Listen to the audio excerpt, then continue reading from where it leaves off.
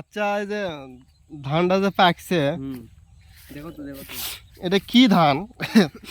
না গুটি মনে হবে। হ্যাঁ দাঁড়া, আমি আগে খাইয়া দেখি এটা কি ধান, চেক করি। তাহলে 28 মনে হয়, দেখো তো।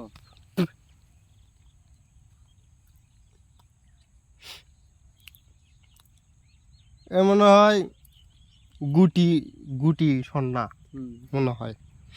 মনে হয় তুই দেখতো এটা কি?